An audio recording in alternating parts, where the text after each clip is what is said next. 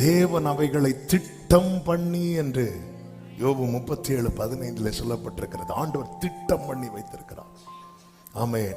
ஒரே ஒரு காரியத்தை சொல்லி நான் இங்கே செபித்து ஆமென் அடுத்த பகுதிக்கு செல்ல விரும்புகிறேன். என் லைஃப்ல ஆண்டவர் இனி ஒரு இந்த கிருபை நிறைந்த மேகத்தை அந்த அந்த அந்த நீர்த்துளிகள் வைத்திருக்கிறார் என்பதை நான் எப்படி அறிவேன்? யோபு சொன்ன வார்த்தை தான், உம்முடைய பராமரிப்பு என் ஆவியை காப்பாற்றினது.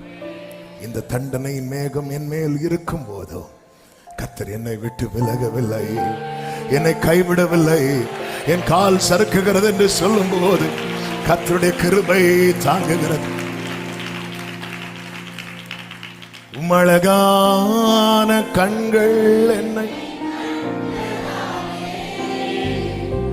முடிந்ததென்று 1000-10,000 விழுந்த பிறகும் கர்த்தர் இன்னும் உங்களை நிக்க வச்சிருக்கிறார்னா அல்லேலூயா. அதி சீக்கிரத்தில் நீங்கிவிடும். அவருடைய புறப்படுதல் அருணோதயம் போல, அவர் மழையை போல, முன்மாறி பின்மாறிய போல. எத்தனை பேர் நம்புறீங்க?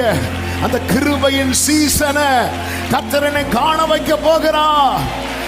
ஆமென், ஆமென், ஆமென். கண்களை மூடி தேவ சமூகத்துல ஆமென் ஒரு 2 நிமிஷம் நம்ம ஜெபம் பண்ண போறோம். முடிஞ்ச அந்த வசனத்தை உங்க நெஞ்சோடு சேர்த்து வைத்து ஓசியா 6:3 உங்க நெஞ்சோடு சேர்த்து வைத்து அப்பா நம்பி இருக்கிறோம். நீங்க வந்துட்டீங்கன்னா உங்களுடைய புறப்படுதல் எல்லாமே கிதியோனுக்கு நஷ்டம் நஷ்டம் நஷ்டம். ஆனா கர்த்தர் வந்தார் பாருங்க, மழையை போல எல்லாமே அவனுக்கு இருந்துச்சு.